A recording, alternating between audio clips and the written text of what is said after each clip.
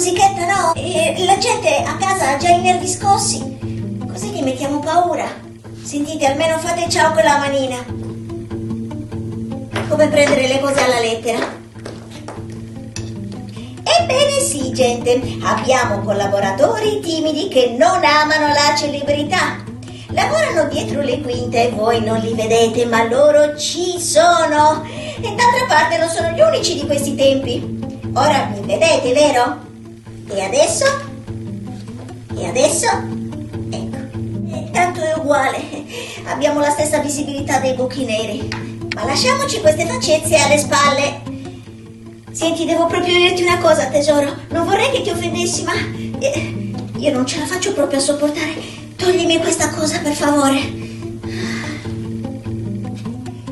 Accidenti. Non capisco perché abbiamo un costumista che cerca sempre di coprirmi la faccia. Fonica, ce l'abbiamo uno straccio di jingle? Ci stai lavorando, va bene. E allora?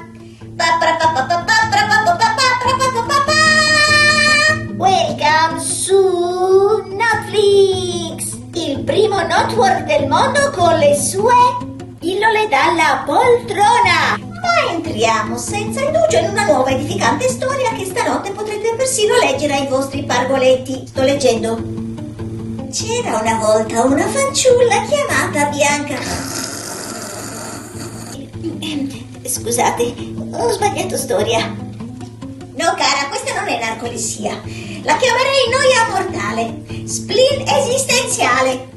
Non ce la faccio proprio a leggere questa roba. Dovrebbero vietarla ai minori. Eccola qua. Vado, Mi state ascoltando? Tutte e due? C'era una volta un paese abitato da un terribile mago che girava sempre a cavallo di un drago.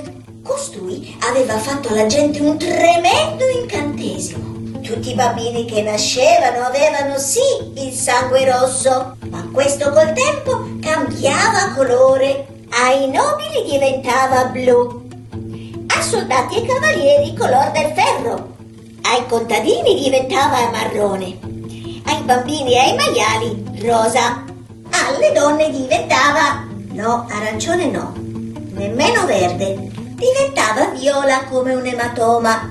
A lucertole e ramarri diventava dapprima trasparente come l'acqua e poi col tempo spariva del tutto. Ora, un cavaliere senza più cavallo, e sarebbe a dire uno scavalcato, un disarcionato, un appiedato, ecco sì, decise che era venuto il momento di affrontare il mago. Una bella mattina, fatta un'abbondante colazione, mai intraprendere avventure a stomaco vuoto. E certo che no, si rischia il calo di zuccheri. Partì, deciso a farla finita con quello stupido incantesimo. Cammina, cammina. Incredibile consumo di scarpe in queste fiabe. Arrivò ben presto alla volta del mago, il quale non tardò a mostrarsi. Il suo drago poi era davvero gigantesco.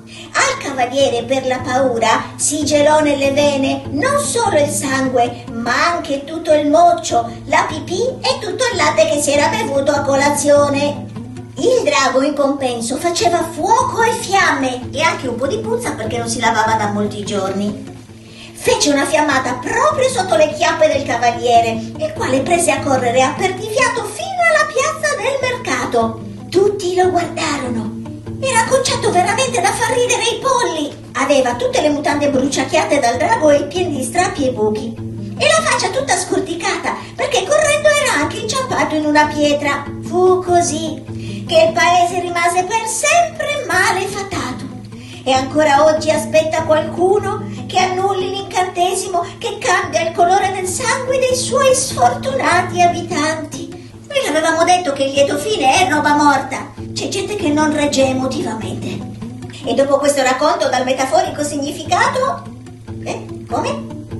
Odore di bruciato dalla cucina. Oh mamma. Oh.